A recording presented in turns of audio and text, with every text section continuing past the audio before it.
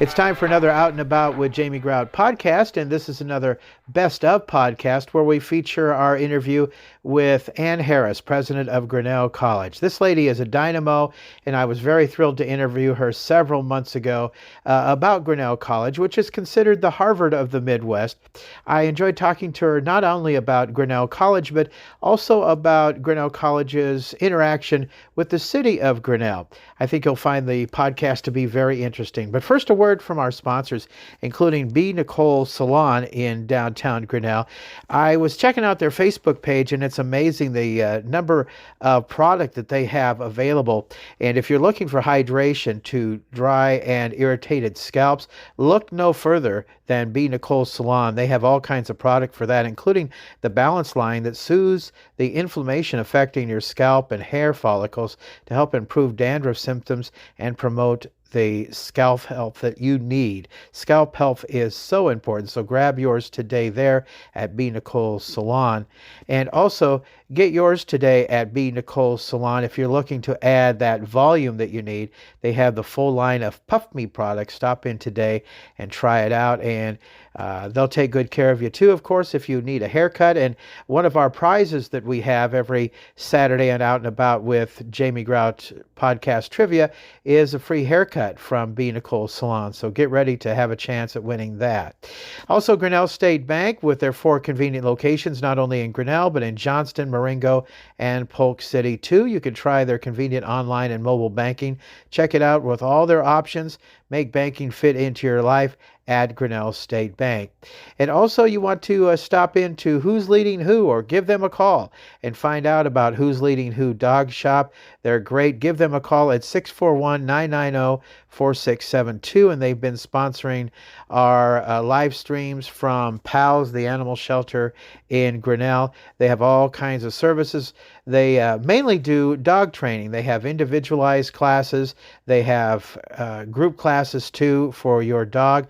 And also, of course, they have dog grooming and doggy daycare too at Who's Leading Who in Grinnell. It's not just a dog training place. It's a one-stop dog shop building relations between humans and their dogs to be their best selves at Who's Leading Who in Grinnell.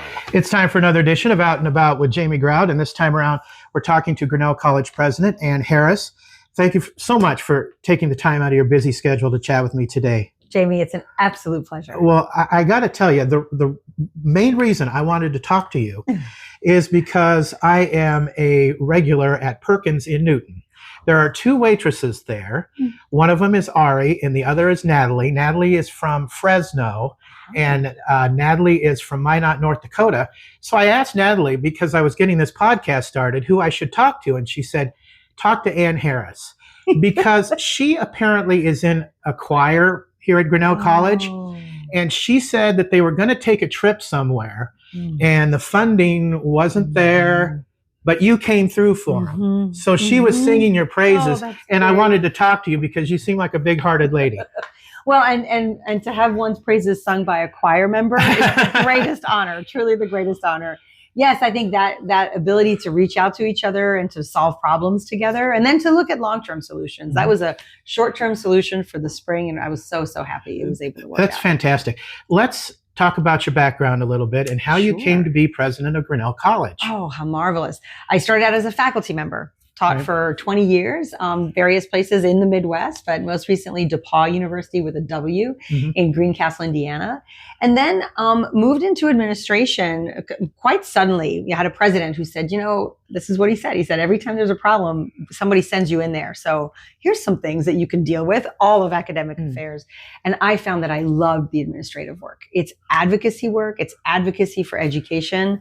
And I've got a long history. If we want to talk about my, biographical background with my father and the GI Bill and so forth, I'm a real believer in the transformative power of education. So once you move into administration, you start to get noticed a lot more than when you're a faculty member. I was a faculty member in medieval art history. So I taught castles and cathedrals. Wow. But not a lot of people are recruiting for those, right? Huzzah! Huzzah! Oh, how marvelous. And actually, being a medievalist has informed a lot of my work in terms of thinking about what we value, what lasts over time, and so forth. So then I was recruited to apply for the deanship at Grinnell, and I did start out as the dean of the college in the fall of 2019. Then President Raynard Kington announced he was leaving for Andover, and so a search began. And I had not thought in the beginning of putting myself forward, but I found out I'd been nominated, and then the pandemic hit. And I will tell you, the very moment I was in Herrick Chapel with all the students, faculty, staff, we were getting ready to make this massive transition. It was spring break. We had to say, if you leave, you leave. If you stay, you stay. We didn't know what was going to happen in March of 2020. And in that moment, I said, in my heart, I said, I so believe in this institution. I truly love Grinnell. Yes, I'm going to say yes and put my hat in the ring, as the saying goes. And then I was nominated and became president. So inaugurated in 2022, but became president July 14th in 2020. Well, congratulations on that. Thank you. Grinnell College has been referred to as the Harvard of the Midwest. Maybe out at Harvard they call it the Grinnell College of the East. I don't know. But how did Grinnell College earn that title anyway? What a great question. And I love that Harvard could consider itself the Grinnell of the East. I think that's brilliant. By the way, I've been to Harvard. Is that? Yeah. Yes. My sister lived in Cambridge, and I walked through the campus once. So it is like walking in history. It really it is beautiful. It really is beautiful. But anyway, I don't mean to interrupt. No, not at all. No. And in fact, you'll see some of our residence halls, if you walk around campus, have that kind of Harvard or neo-Gothic. This is the medieval part, right? The neo-Gothic feel. It feels like an old castle in some ways. So I will say Grinnell's place in higher ed is hard won. And there's so much courage to this institution. You have to think 1846. You've got, in fact, from Andover Theological Seminary, you've got all these Northeastern Congregationalist abolitionists making their way west, first in Davenport and then all the way to Grinnell. And then you combine that kind of courage to create not a utopia, but a new world with J.B. Grinnell and his vision, his abolitionist vision as well. And then you get this town of Grinnell. And I love this. He was very modern at the time, right? At the intersection of not rivers, but two railroads. And so you've got this community that from the start has, its mission is to serve the common good. And what I really appreciate about Grinnell is how it reinvents that. So to my mind, there's clarity of purpose, and then it brings academic excellence to fulfill that purpose. So you do that over time. You do that since 1846. You're going to build and build and build. And then Grinnell just never stops, right? Grinnell keeps going all the time. So now you've got global Grinnell. 20% of our students are international students. We have a 4% admit rate for our international students. That is unbelievably competitive. At this point, it's a 12% admit rate for our domestic students, meaning from all the United States. But I think the real secret here is not so much those numbers. It's the fact that we have students this year from 47 of our 50 states. We're missing Wyoming, Delaware, and Vermont. And then we have students from, I think it's 65 countries this year. We have 72 languages spoken at the college. And when you bring, again, it's conditions of possibility, clarity of purpose, academic excellence, and all those different experiences in one space, you're going to shine a light from the prairie. You're going to get noticed because something incredible is happening here. And you see that in the research, you see that in the grants that we get, you see that in the innovation that our students and our alums do, and so forth. So that's the short version. Okay, great, Ann. Now, getting back to the waitress friends of mine who go to Grinnell College, they came here on scholarship from Grinnell College. Yes. How many scholarships does Grinnell College usually give out every year? Well, 95% of our students receive some kind of financial aid. Okay. So, and our financial aid budget was $77 million this year. So Grinnell has long believed in college access, has a large number of first generation students. In fact, there's an organized group of FGLI, first generation low income. This is the industry name for students who are coming into a college setting for the first time in their family. And of that $77 million budget, 85% is for need-based aid. So this goes directly into families who could not otherwise afford Grinnell. And then 15%, a smaller, much smaller percentage, is for merit-based aid. So students who can afford Grinnell and who also receive merit to then come to the institution. So that's how we all come together. So it's 95% of our students. We have 1,700 students. So everyone is really invested in by the college. All right. Okay, let's talk about community support. Yes. Grinnell College, very involved in Grinnell and in surrounding towns and all over the nation as far as that's concerned. Yes, yes. We share a name and so much more, right? I love that Grinnell College is in Grinnell, Iowa. I love that connection. And I will say from the fall of 19 and then, spring of 2020, I remember doing a ribbon cutting with Rachel Kinnick, the Grinnell Area Chamber of Commerce. And we were sitting there with masks on outside, but we were still going to cut that ribbon together. So that's a ceremonial moment, but it really speaks to the interconnectedness. So the most palpable, visible way that you can see that is in what came to be called, before I even got here, came to be called the Zone of Confluence. It sounds almost like science fiction, but the Zone of Confluence is basically where college meets community. So here in town, it's right there on 6th Avenue, and then it goes into Broad and Main. And you see a great deal of investment from the college in the community directly. And then you've got several programs and actually a very big initiative that we're just starting now, actually that really kicked off yesterday in downtown. So the things like programs I want to cite are dining dollars. This is the ability for our students to apply their meal plans into downtown restaurants. And I just found out actually in preparing for our time together that was a student initiative. That's great. Caroline Cassidy, class of 25, who's going to graduate this year or next year, just put that together. So I think that's an indicator right there that we want vitality. It's not just economic vitality. It's also neighborly vitality, seeing each other, like your conversation at Perkins. It's just so perfect, so perfect.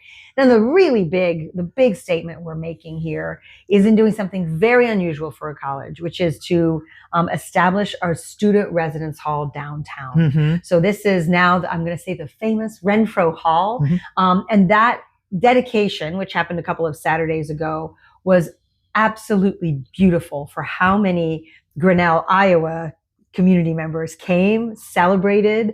Mrs. Edith Renfro Smith is the first Black alumna of Grinnell. She graduated in 1937, and she was there having celebrated her 110th birthday this summer. Just incredible. Yeah, there's a mural in downtown Grinnell of her. I did a podcast with Monica. Oh, marvelous. From the Center for Arts and talked about that. She sounds like quite a lady. Quite a lady, right? And herself really living out Grinnell's values as a graduate in terms of serving the common good. She was in education in Chicago for over 80 years. For her to come back, for her family to gather from all over the United States, for people to come. And so the idea of this building, of this residence hall, it's not just a dorm, right? It's actually apartment style living for probably it'll be third and fourth year students. We had over 200 applicants for 110 beds. Wow. All of those applicants wrote essays talking about their vision of community service, community engagement. So you've got 110 students committed to community engagement. It's not 110 projects. They're all going to be working together in different ways. But we thought, let's create not just the economic vitality of student presence in downtown, but also this community vitality of young people who want to work with the community, who don't want to just come out and say, this is what's needed, but say, what is needed? And here's what we bring. And what do you have? And here's what's happening. It could be my home country, my home state. What's happening here? That kind of exchange. So I really want to highlight on the south side of the residence hall, the Weingart Civic Innovation Pavilion. And you can Google that, or you can just look up, I think I've got the web address, just grinnell.edu/CIP, Civic Innovation Pavilion. That'll be open to the public by registration of events and things like that. There's a whole system that they've worked out, but that's the actual space where college and community meet to solve the problems we can only solve together. What about rural mental health or food scarcity or community building, or as they say, placemaking now? So what I love about the architecture, you'll see too, it's got a lot of visibility, a lot of windows. It is important to me that we see ourselves at work for our community. Well, and that's very important. And you can certainly see that. You have so many things going. What about the Catherine Howell Weingart 61 Civic Innovation Pavilion? Yes, let me go deeper into that. Please tell me more about that. And I really welcome your visiting that space. Our students just moved into the residence hall yesterday. So and it is a nice long title, so we shorten it to the Weingart Civic Innovation Pavilion. And it is going to be separate from the rest of the residence hall. So it's a Civic Innovation Pavilion within a residence hall. Weingart within Renfro is how we think of it. And it actually, the design for that space came from the architects coming to town as early as 2020, having multiple open sessions with Grinnell, Iowa community members. And one of the things that came up was, we wish there was a Central Park all year round. So Central Park is a vital heart of the Grinnell, Iowa community. Our bagpipe band plays there. Our concerts are there. The Homecoming King and Queen are announced there. I know. I just did a live stream of the Homecoming King and Queen ceremonies from down there. Isn't it crazy? Oh, it is fantastic. And I can't wait for Christmas to get here at Central Park. So you really understand it, right? Oh, yeah. That Central Park is vital. But we know at some point it gets too cold to do anything but Jingle Bell Holiday or anything like that. And then the winters are long, right? And we have students from everywhere, and people come to Grinnell from everywhere. So what is really unusual about this Civic Innovation Pavilion is that it actually thinks about the environment. It's not just a rectangular space with a bunch of chairs. It actually has this indoor garden that is supposed to bring warmth and, some wintertime joy. It also brings springtime joy, but you can get that greenery elsewhere. And I learned a new word in all of this, biophilic, meaning, basically how we love nature and how nature loves us. And I'm pausing on this because it's to highlight the intentionality of that Weingart Civic Innovation Pavilion. It is where people are supposed to come together and feel cared for, where people are come together and feel curiosity, right? I mean, there are going to be all these beautiful indigenous plants to the region, right? Prairie plants and so forth that are going to be kept there. There's even just outside the pavilion, there's a 2-story green wall. And again, these things, they might sound decorative, but they set a tone. They set a mood. And that tone and that mood is, let's come together, let's gather, let's be well together. And then after that, I really didn't want to overscript the space. So it'll be up to the students and community members to say, are we going to talk about organizing a quilt show? Are we going to talk about doing a celebration? Are we going to talk about, as I mentioned, earlier, rural mental health? Are we going to talk about are we going to talk about voting, right? All these different issues. Build a Better Grinnell is this marvelous college and community partnership. I think it's over 17 organizations, including the college. And we got a big USDA grant to do it, which made me very, very proud. We were the only ones to get a rural placemaking grant to do Build a Better Grinnell. So that's civic planning for the community as well. So it's a site that is very clear in its welcome and then very open in its discussions and its conversations. It's a very experimental space. And tell us about bucket courses. Oh, aren't those great? Those are great. I know that the name I understand to mean. Yeah, where does that come from? I think the name definitely preceded me, but I think it's, before one kicks the proverbial bucket, one might want to explore these topics. So this is the Drake Family Community Library. It's an absolutely marvelous thing that we partner with. We have lots of different partnerships to make this happen as well. They're free educational programs. They're held Wednesdays from 10 to 11:30. They are open to all. There are delicious cookies and lemonade. And I gave one on medieval art. Oh, right. Okay. So that's what I used to teach. Sure. So I gave one on medieval art. We had a marvelous, marvelous time. I see that coming up on the 23rd, our Vice President for Admissions, Joe Bagnoli, will be talking about Grinnell College admissions, building success and shaping the future. And I think that's a great thing. That's an inside look in how college admissions work, which can be a little daunting, when we look at all these numbers and so forth and all the competition across the land. And then we have Dr. Paulson, Protecting Our Night's Sky. That'll be October 30th. It says details pending, so maybe more things are to come. But I think that's a real sign of, we like to celebrate together in Grinnell, Iowa. We like to think together, and I have seen us problem solve together. I mean, look at us during the pandemic, right? The partnership between the college and the hospital, the college and the city, of course, the city and it was just incredible. And let alone the derecho that also happened in 2020. So I'm glad you brought that up, because those bucket courses are a real sign of how we like to think together. And let me tell you, the questions from that audience are terrific. Right? People are eager to learn, and I always learn when I'm in those spaces. Actually, I can't wait to do another bucket course. Let's talk about extracurricular activities for Grinnell College. I hear much about your sports teams, and maybe we could talk about that and whatever else extracurricular wise we could discuss today. So one thing I want to establish is that all events all extracurricular events, be those athletics, be those the arts, be those speakers, are all free and open to the public. Oh, that's great. So, and you never have to worry about parking. Yeah. Someone told me the other day, Grinnell College doesn't really charge for anything. No, I mean, that's a great thing about coming here. Yeah. And that's a commitment. That's a real commitment to the community. I think we're always working to open the doors, ever wider. So Tilly Woodard over in the Grinnell College Museum of Art, which is celebrating its 25th anniversary. I think that's terrific. She'll open the door. She's got lots and lots of school programs that come through there and so forth. So I would really highlight the Museum of Art. It's a good space to go. I don't know the schedule, but I believe it's at the noon hour. There's often yoga in the museum. I got to get over there someday. But then I'm glad you brought up our athletics team as well. That's always a vibrant, wonderful thing. And I will say, I meet all of our new employees who come at their orientation, and I'll say, come be a part of the joy of the college, right? I mean, a lot of the time we are busy understanding proteins and poetry and polling charts and so forth, all the academic work that we do. But there's nothing more joyful than watching students cheer each other on. That, to me, it revitalizes me, it replenishes me, applauding for students when they're singing, wishing them well, when they're going on their choir trips and so forth. So I will highlight that, yes, we're getting close to ending our football season. And then we're going to start our basketball season. Yeah. And they're fun to watch. I know. That's what I hear. Especially like from the 3-point range and all that. Man, fantastic. They have an excellent t-shirt. This is the men's basketball team who do train themselves very well to shoot those 3-pointers. And the t-shirt simply says 3 is greater than 2. I love it.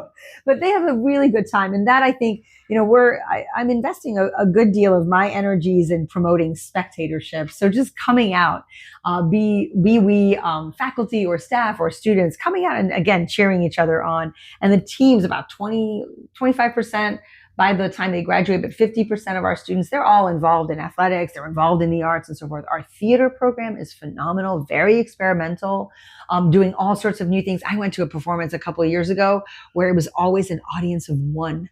Oh. Can you imagine? And so the play lasted about something like 7 minutes, and it was one person at a time that would go through. It was wild. It was so fascinating. Wow. Isn't that great? So they're always doing something new there. And then I would very much highlight our music program as well. Just beautiful space. And nothing lifts you like song. And I'll tell you a little something that happens at Grinnell that I just adore. The very last day of classes, so right before we start our exams, at noon, there is the Hallelujah Chorus that is sung in Bucksbaum, the open space in Bucksbaum. And everybody just hands out the music. It doesn't matter if you can sing or not.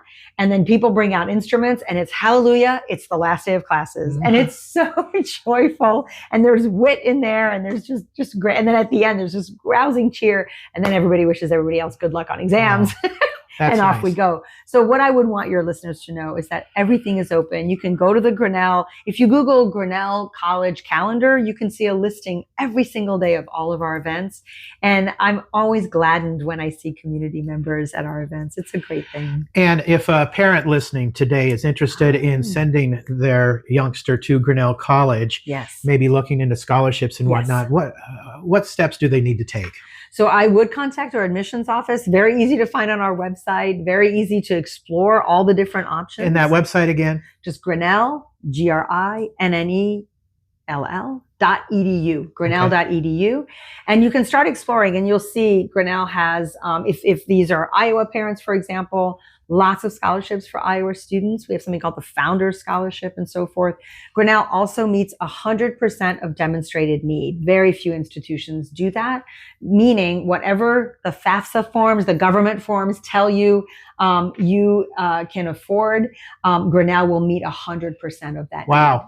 All right. And then the other thing we do that truly very few institutions do, but this was very important to me, this is one of my initiatives, is that most colleges will package financial aid, will package a loan in their financial aid. So you may get a scholarship, but you're also asked to take out a loan. Mm-hmm. We are a no loan institution. Wow. So you do not have to take out a loan when you get financial aid from us. And that means you are on a path to graduate debt free. I know student loans are a big issue. Oh, you hear about higher education. You hear about it all the time. And so if a family takes out a loan, it is maybe there's something going on, buying a new house or something like that, and there's reasons to do that, but it is not because Grinnell College has asked you to take out a loan. We are a no loan institution. So this is really us using our resources for what we deeply believe in, which since 1846 has been college access, bringing people together from as many different places. And so you've got, you know what, during the pandemic, I used to say to people, well, we've got to design a pandemic program for students from Brooklyn, Iowa, Brooklyn, New York. And then I found out there's a Brooklyn, New Zealand. So how about that? But that's Grinnell from all over. So Grinnell College, I mean, without a doubt, one of the best educational institutions in the country. What is your vision for the future for Grinnell College? How can you improve on something that is already great? Wow, that's fantastic. Thank you for that. And this is an ambition that I share with the absolutely excellent faculty here at Grinnell and with the absolutely dedicated staff who are here at Grinnell. So our strategic plan is called Knowledge into Action. It carries us through 2030, and it really seeks to make those bridge connections between what we're learning in the classroom and the world that we're going to shape, right? The communities that our students, our graduates will be a part of. So community engagement is my vision for Grinnell College, to really be a model for the nation of how a small community that is face-to-face with each other, that meets in a civic innovation pavilion, that votes together, even if they don't vote the same way, that eats together, celebrates together, can really be that model for a community that is engaged in a holistic way as full human beings for the common good, right, that we serve. So I will say, how does community engagement manifest itself? Sometimes it is problem solving. Sometimes it is making things better in the community. So for Grinnell, that has meant some problem solving around, we were part of the sponsors for the maternity wing in the hospital, or it can be a music school, or it can be getting more mental health resources. And so that's my vision for this institution, is that students come here, faculty come here knowing that what they're learning is going to make the world a better place. And we build those bridges. The last thing I'll say on that is, our students, of course, they take classes, but they take what they learn there out into their research, out into their global study. We send students all over the world, and we bring in students from all over the world, and also in their internships, and then, of course, in our community engagement programs. So that's my vision, that Grinnell makes the world a better place. You've had some famous people come here. I know one of Martin Luther King's daughters came to school here at Grinnell College. Wow. And you're going to have to help me with this, but he's a comedian, and he was on Jimmy Kimmel here maybe about a month ago, and he went to Grinnell College. Yes. And he's doing a stand-up tour, and he talked about doing his first stand-up at a coffee house in Grinnell, Iowa, when he was going to Grinnell College. Help me with this. Kumail Nanjiani. There you go. Yeah, yes. He is absolutely amazing. I wish his graduation year is, I think, in the aughts at some point, but he is a glad and warm and marvelous person. He gave a beautiful commencement speech. And you can, I think if you look it up on YouTube and so forth, you can find it with his name. But he has this beautiful line where he says, "Before America was my home, Grinnell was my home." And so his own background, his own journey is just absolutely phenomenal. And then, you talk about putting good into the universe. And I think the Marvel Comics universe, right? I mean, he's a superhero at times as well. But just, I hope I got that right. If Marvel or the other franchise, but just somebody who shines a light, and you see that in so many of our Grinnell alums. But I would say he's, Gary Cooper is another alum for those who watched earlier movies as well. Okay. Yep. I don't know that he went all 4 years, but he's considered an alum, as many are. And if I ever watch High Noon, I will think of Grinnell College. Perfect. Well, and then I really do also want to highlight Herbie Hancock, the famous jazz musician who came to Grinnell because of Mrs. Edith Renfro Smith. She was in the same Chicago neighborhood that they lived in. And she said, you should think about this marvelous place. So every time I hear Cantaloupe Island, which I recommend to listen, my heart gladdens every time. As we get ready to wrap up our talk today, what makes you most proud to be president of Grinnell College? Oh, wow. The people. The people that makes me most proud. The marvel of so many, and I'm going to say courageous people coming here. Grinnell is off the beaten path. right? We are right up there in our rankings, in our prowess. We are right up there with the most, most praised schools of the Northeast, which is, the Harvards and so forth. We really are right up there with them. But we're out here doing this work in community in Grinnell, Iowa. So I am proud of the people. If you're at Grinnell, you've already shown the courage of your convictions to come to a place, not because of its prestige, but because of what it stands for. And you bring your experiences, your passions, your ambitions, and we see it every single day. We see it in the programs you and I have talked about today. We see it every time there's an artistic or athletic event. But that is what makes me most proud. That is why I will so often walk around campus. That is my why, are the people. That's great. Anything else you want to add before we wrap up today, Ann? Just how very glad I am that you and I had this conversation. Yes. How very glad I am for the media to connect us all. You are a community builder, so it's just my thanks. Well, thank you very much. Our interview guest has been the president of Grinnell College, Ann Harris, on Out and About with Jamie Grout. You can catch the video of this, the shortcast, a 5-minute shortcast on outandaboutwithjamiegrout.com. Until next time, Grout is out. See ya.